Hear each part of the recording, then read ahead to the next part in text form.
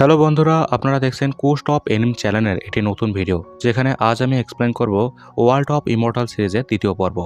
আমরা প্রথম পর্বে দেখেছিলাম যে এই সিরিজের মেইন ক্যারেক্টার শাওচেনের উপর রয়্যাল ফ্যামিলির কোনো এক দাসীকে হত্যার অভিযোগ তুলে ধরা হয়, যে কারণে রয়্যাল সেলেস্টিয়ার মেট জাওলিঙ্গার শাওচেনকে মারতে তৎপর হয়ে পড়ে। যে কারণে জাওলিঙ্গার আর শাওচেনের মধ্যে ফাইট শুরু হয়। তারা ফাইট করতে করতে সেই জায়গায় পৌঁছে যায় যেখানে লালনুও হ্যাভেলি গেট খুলেছিল, যার মাধ্যমে ইমমর্টাল ওয়ার্ল্ডে পৌঁছা যায়। লালনুওর ডোমেনে আসার কারণে বাই মিস্টেক তারা দুজনে ইমমর্টাল ওয়ার্ল্ডে চলে আসে। এখন শাওচেন ইমমর্টাল ওয়ার্ল্ডে পৌঁছে একটি রেয়ার ড্রাগনের ডিম খুঁজে পায়, কিন্তু ওখানে ইমমর্টাল ওয়ার্ল্ডে থাকা দুজন ব্যক্তির নজর শাওচেনের উপর পড়ে। তারা দুজন শাওচেনের ডিমটি অর্জন করতে চাচ্ছিল, কিন্তু তাদের মধ্যে থাকা ছেলেটি শাওচেনের উপর অ্যাটাক করার আগে তার ব্যাকগ্রাউন্ড সম্পর্কে জানতে চাচ্ছিল। যে কারণে তারা শাওচেনের সামনে আসে আর তার সাথে ভালো ব্যবহার করতে শুরু করে। শাওচেনের সাথে পরিচিত হওয়ার সময় তারা জানতে পারে সে মর্টাল ওয়ার্ল্ড থেকে এসেছে। তো এই ছিল প্রথম পর্বের সংক্ষিপ্ত এক্সপ্লেনেশন। এখন দ্বিতীয় পর্ব শুরু করা যাক। তো এপিসোডের শুরুতে জি ফ্যাং শাওচেনকে বলে, তুমি বললে তুমি মর্টাল ওয়ার্ল্ড থেকে এসেছো। আমি আননাইন সেক্টর মেম্বার। আমাদের সেক্টর ফাউন্ডার হলো ইভিল কিং। তিনি নির্বাণা নির্মে পৌঁছার পর মর্টাল ওয়ার্ল্ড থেকে এই ইমমর্টাল ওয়ার্ল্ডে আসতে পেরেছেন। তার কথা শুনে শাওচেন বুঝতে পারে তারা হয়তো তাকে নিয়ে কিছু ভুল বুঝে নিয়েছে, সেটাই হয়তো তারা ক্লিয়ার করতে এসেছে। শাওচেন জি ফ্যাংকে জিজ্ঞেস করে, তুমি যে নির্বাণা লিনোমের কথা বলছো এটা আসলে কি? এটা শুনে তারা হাসতে শুরু করে। সে এখন তাকে রিলমের ব্যাপারে বলতে শুরু করে। আমি আপনাদের সহজ ভাষায় এই দঙ্গার কাল্টিভেশন লেভেল বা রিলমের ব্যাপারটা তুলে ধরছি। এই ইমমর্টাল ওয়ার্ল্ডে টোটাল 5টি লেভেল আছে। 1 নম্বর হচ্ছে মর্টাল শেডিং রিলম, 2 নম্বর হচ্ছে ইনসাইড ট্রেজারি রিলম, 3 নম্বর হচ্ছে স্কাই ওয়ালকিং রিলম, 4 নম্বর হচ্ছে নির্বাণা রিলম এবং লাস্ট রিলম হলো ইমমর্টালিটি রিলম। আবার এই প্রত্যেক রিলমের ভেতর 9টি গ্রেড আছে। আমি স্ক্রিনে এই লেভেলগুলোর চার্টে দিয়ে দিয়েছি, এতে আপনারা সহজে এই দাঙ্গর কাল্টিভেশন বুঝতে পারবেন। এখন লি ইউ শাওচেনকে বলে, আমার মনে হয় যারা এই নির্বাণা রিলমে পৌঁছে গেছে তারা এখান থেকে আরও এসেন্স কালেক্ট করে অবশ্যই ইমমর্টালিটি রিলমে পৌঁছাতে পারবে। লি ইউ শাওচেনের কাছে এসে তাকে বলে, তুমি যদি নির্বাণা রিলমে না পৌঁছাও তাহলে বর্তমানে তুমি কোন রিলমে আসো? সে এই বলে শাওচেনের হাত স্পর্শ করে তার পাওয়ার লেভেল চেক করার চেষ্টা করে। শাওচেন এই জিনিসটি লক্ষ্য করে। এখন শাওচেন বলে, আগুন নিভে যেতে শুরু করেছে, আমি গিয়ে কাঠ নিয়ে আসি। শাওচেন ভাবে এদের উদ্দেশ্য কেমন জানি না, আমার ঠিক লাগছে না, তারা আসলে কি করতে যাচ্ছে। শাওচেন তাদের বলে, আমি সবেমাত্র এই ইমমর্টাল ওয়ার্ল্ডে এসেছি, সত্যি বলতে কি আমার এই আইল্যান্ডের ব্যাপারে কোনো ধারণা নেই। লিউ তাকে বলে, এই জায়গাটির নাম ড্রাগন আইল্যান্ড। তুমি ধরে নিতে পারো এই জায়গাটি একটি ট্রেনিং গ্রাউন্ড। এখানে বিভিন্ন সেক্ট আর ক্লানের মেম্বাররা কাল্টিভেশন করার জন্য আসে। আর তাছাড়াও একটি কারণে এখানে লোকেরা সবসময় এসে থাকে। যদিও এই আইল্যান্ডে খুবই ডেঞ্জারাস বিচ থাকে, কিন্তু তবুও এখানে এমন সব রেয়ার ট্রেজার আর মেডিকেল হাব পাওয়া যায় যেগুলো অন্য কোথাও পাওয়া একেবারে অসম্ভব, এমনকি ড্রাগনের ডিমও। লি ইউ জিফ্যাংকে বলে, এই ছেলে এখনও মর্টাল শেডিং রিলমে পৌঁছাতে পারেনি। এটা জেনে জিফ্যাং শাওচেনকে মারার জন্য এগিয়ে যেতে শুরু করে। শাওচেন তাদের উদ্দেশ্য বুঝতে পারে আর সে ভাবে সে এখন খুবই আহত, সে তাদের সাথে সরাসরি ফাইট করে জিততে পারবে না। শাওচেন এখন ড্রাগনের ডিমটি বের করে তাদের বলে, আমি জানতাম না এই ডিমটি এতটা মূল্যবান হবে। আমি সাগরের ধারের কাছে একটি গুহায় এটা পেয়েছি। লিউ এটা জেনে জিফ্যাংকে কিছু করতে বাধা দেয়। সে শাওচেনকে বলে, তার মানে সেখানে আরও ডিম থাকতে পারে। শাওচেন বলে, হ্যাঁ, যদি তোমরা সেখানে যেতে চাও আমি তোমাদের নিয়ে যেতে পারি। রাস্তায় শাওচেন উড়ন্ত মাছগুলো দেখে বুঝতে পারে আশেপাশে কোথাও ওই ইভিল ড্রাগনটি থাকতে পারে। ওখানে লিউ জিফ্যাংকে বলে, আমি বুঝতে পারছি না যে এই ছেলেটি মর্টাল শেডিং রিলমে না পৌঁছে কিভাবে এই ইমর্টাল ওয়ার্ল্ডে আসতে পারলো। জিফ্যাং বলে, ওসব নিয়ে ভেবো না, একবার ড্রাগনের ডিম পাওয়ার পর ওকে আমরা মেরে ফেলবো। শাওচেন এখন তাদের ওই ড্রাগনের ডিমগুলোর কাছে নিয়ে যায়। তারা ড্রাগনের ডিম দেখে অনেক খুশি হয়। এখন শাওচেন সেখান থেকে চলে যেতে শুরু করে, কিন্তু লি ইউ তার পেছনে জট ধরে। শাওচেন বলে, আমি তোমাদের ড্রাগনের ডিমগুলো পেতে সাহায্য করলাম, তাহলে এসবের মানে কি? লি ইউ বলে, ড্রাগনের ডিম খুবই রেয়ার হয়ে থাকে, আর কেউ যেন জানতে না পারে যে আমরা এই ডিমগুলো খুঁজে পেয়েছি। সে এই বলে শাওচেনকে মারতে যায়, কিন্তু তখনই চারিদিকে ভূমিকম্প হতে শুরু করে। শাওচেন বুঝতে পারে ইভিল ড্রাগনটি গর্জন করতে শুরু করেছে। এর প্রভাব যেন শাওচেনের উপর না পড়ে, এই জন্য সে নিজের কান বন্ধ করে নেয়। শাওচেন এই সুযোগে লি ইউর জট কেড়ে নিয়ে তাকে তার জট দিয়ে এক অ্যাটাকেই মেরে ফেলে। আর সে জিফ্যাংকে মারতে না পারলেও তার একটি হাত কেটে দিতে সক্ষম হয়। শাওচেন বলে, দুর্ভাগ্যবশত আমি একজনকে মারতে সক্ষম হলাম। জিফ্যাং শাওচেনকে বলে, তোমার সাহস কী করে হয় আমাদের বিরুদ্ধে ষড়যন্ত্র করার? শাওচেন বলে, সর্বপ্রথম তো তোমরা আমার সাথে ষড়যন্ত্র করেছো। এখন জিফ্যাং আর শাওচেনের মধ্যে ফাইট শুরু হয়।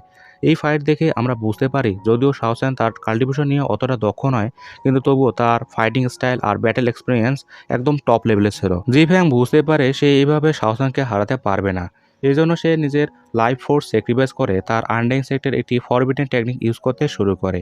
সে শাওসানকে বলে লিউকে মারার জন্য তোমাকে এর মূল্য দিতে হবে, তাহলে চলো আমরা একসাথে মারা যাই। সে এই বলে ওই টেকনিকের সাহায্যে শাওসানের উপর অ্যাটাক করে।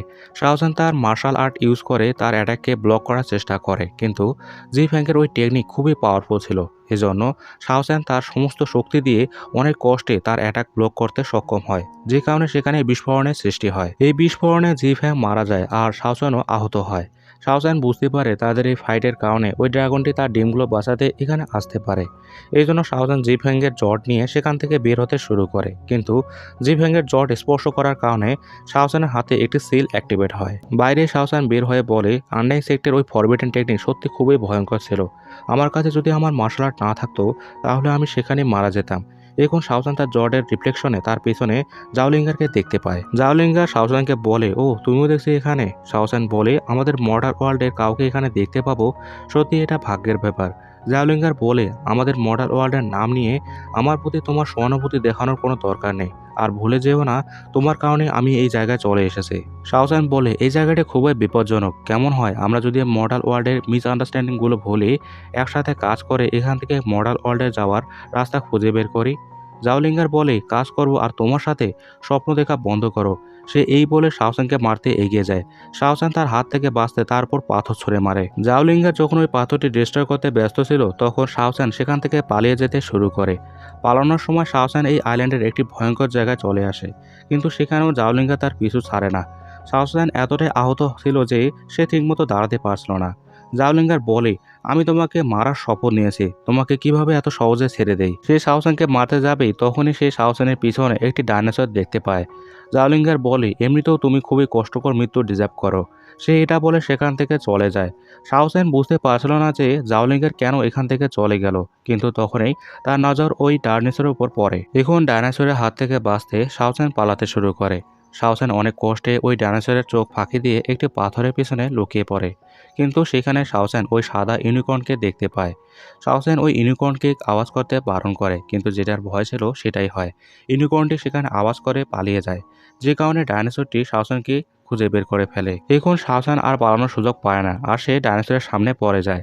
ওদিকে ইউনিকর্নটি শাওসানকে বিপদে পড়তে দেখে নিজের উইংস বের করে ডাইনোসরটিকে ধাক্কা দেয় আর তাকে ডিস্ট্র্যাক্ট করে শাওসানের থেকে দূরে নিয়ে যায়। শাওসান এই সুযোগে সেখান থেকে পালিয়ে ওই জায়গায় চলে আসে যেখানে সে প্রথমবার আশ্রয় নিয়েছিল। সেখানে পৌঁছতে সে মাটিতে পড়ে যায়। শাওসানের অনেক রক্তক্ষরণ হয়েছে, যে কারণে সে বুঝতে পারে সে বেশিক্ষণ আর বাঁচতে পারবে না। সে তার শেষ সময় তার লাভার রোশির কথা মনে করে। এখন আমাদের শাওসানের ফ্ল্যাশব্যাকে নিয়ে যাওয়া হয়, যেখানে রোশি শাওসানকে একটি ব্রেসলেট পরিয়ে দিচ্ছিল। শাওসান বলে, এমনিতেও আমার জন্মদিন সচরাচর পালন করা হয় না, আর তুমি আমার প্রথম বার্থডে গিফট হিসেবে এই ব্রেসলেটটি দিলে। এটা শুনে রোশি রেগে যায় আর সে বলে, আমি বিখ্যাত এক জ্যোতিষীর দ্বারা তোমার ভালোর জন্য এই ব্রেসলেটটি বানিয়েছি। যদি তুমি এটা না চাও তাহলে আমাকে ফিরিয়ে দাও। শাওসান তাকে ব্রেসলেটটি দেয় না, আর তাকে সে বলে, তুমি একবার আমাকে এটা দিয়ে দিয়েছো, এজন্য এটা আমার হলো। তারা এইভাবে ভালো সময় কাটাচ্ছিল। শাওসান এখন রোশের হাত ধরে। রোশি শাওসানকে বলে, আমাদের এখানে অনেক পাওয়ারফুল কাল্টিভেটর অমরত্ব অর্জনের জন্য ইমর্টাল ওয়ার্ল্ডে যেতে চায়, তুমি কি সেখানে যেতে চাও? শাওসান বলে, অমরত্ব? কথাটি শুনতে ভালো লাগছে, কিন্তু এর কোনো মানে থাকে না যদি সেখানে তুমি একা থাকো। শাওসানের এই কথা শুনে রোশি তাকে জড়িয়ে ধরে। এখন বর্তমানে শাওসানের শরীর থেকে বের হওয়া রক্ত গড়াতে গড়াতে ওই ড্রাগনের ডিমের উপর পড়ে, যে কারণে ড্রাগনের ডিম থেকে বের হওয়া স্পিরিচুয়াল এনার্জি শাওসানের শরীরে প্রবেশ করতে শুরু করে। শাওসান বলে, শৈশবকাল থেকে রিসোর্সের অভাবের কারণে আমি খুব কম প্রোগ্রেস করতে পেরেছি, কিন্তু এই ডিমটি আমার লিমিট ক্রস করে মোটা সেকেন্ড রিলমে ফার্স্ট রিলমে ব্রেক থ্রু করায়নি, বরং আমার সকল ইনজুরি হিল করেছে। আর তাছাড়া এটি আমাকে ন্যাচারাল এনার্জির সাথে কানেক্ট করতে সক্ষমতা দিয়েছে। এখন সিন কার্ড হয় আমাদের সমুদ্রের ধারে গু ফ্যামিলির একটি বড় জাহাজকে দেখানো হয়, যেটার উপরে গু ফ্যামিলির ইয়াং মাস্টার গুলো তার গার্লফ্রেন্ডের সাথে মজা করছিল। ওখানে গু ফ্যামিলির গার্ডিয়ান গু ইয়ান, যে বর্তমানে ইনসাইড ট্রেজারি রিলমের ফার্স্ট লেভেলে আছে, সে বলে, আমাদের আসার আগে বেশ কিছু ক্লানের মেম্বাররা ড্রাগন আইল্যান্ডে চলে এসেছে। আমি আপনাকে এটাই বলতে চাই, ড্রাগন আইল্যান্ডে পৌঁছার পর আপনি সাবধানে থাকবেন। গুলুও বলে, এ নিয়ে আপনি চিন্তা করবেন না। ওদিকে শাওসান তাদের জাহাজটিকে ড্রাগন আইল্যান্ডে আসতে দেখতে পায়। শাওসান বলে, একবার ওই জাহাজটি এখানে চলে আসলে আমি এর সাহায্যে এই আইল্যান্ড থেকে বের হতে পারবো, কিন্তু এই জাহাজটি এই আইল্যান্ডে পৌঁছার আগেই সেটা অনেক বড় ঝড়ের সম্মুখীন হয়, আর আমরা ওই জাহাজের নিচে ইভিল ড্রাগনকে ঘুরতে দেখি। তো এই ছিল ওয়ার্ল্ড অফ ইমর্টাল সিরিজের দ্বিতীয় পর্বের বিস্তারিত এক্সপ্লেনেশন। আশা করি তোমাদের ভালো লেগেছে। যদি ভিডিওটি ভালো লাগে একটি লাইক দিও আর আমাকে কমেন্ট করে জানাতে পারো। আর যারা নতুন আছো তারা পিন কমেন্টে থাকা লিঙ্কে ক্লিক করে প্রথম এপিসোডটি দেখতে পারো। তো আজ এখানেই, দেখা হবে নতুন একটি ভিডিওতে। ততদিন পর্যন্ত ভালো থাকবেন।